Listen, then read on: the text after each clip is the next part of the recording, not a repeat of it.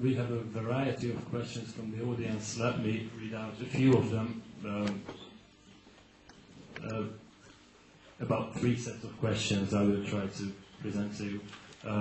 First set, is there a chance that the democracy in the USA is going to turn into an oligarchy?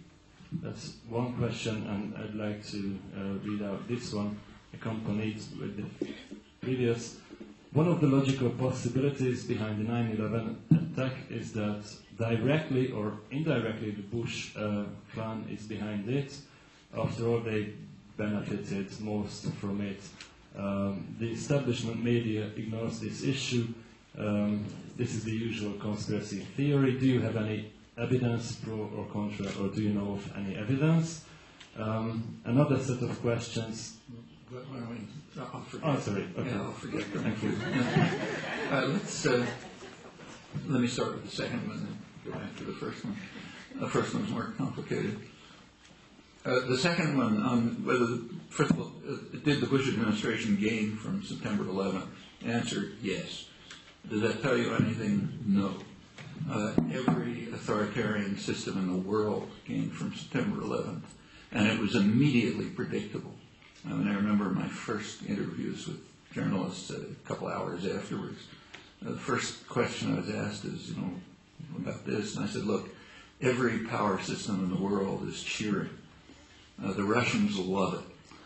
It's giving them an excuse to increase their atrocities in Chechnya under the pretext that they're defending themselves from terror. The Chinese love it. They're going to step up their atrocities in Western China against the Uyghurs, claiming it's defense against terror. Indonesia loves it. They're going to go on a rampage in Aceh and massacre everyone because they have to defend themselves against terror.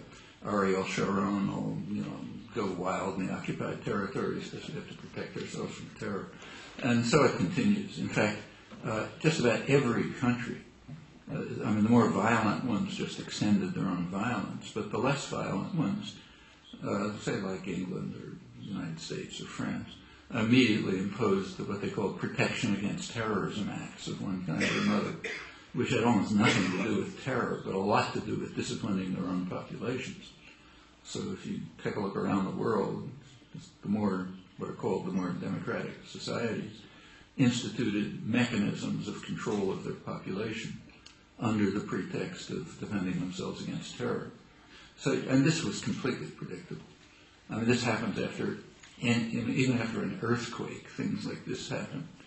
Power systems will exploit it to expand their own power over their primary enemies, which are their domestic enemies, their own population. And if they happen to be carrying out violent repression, they'll extend it. So the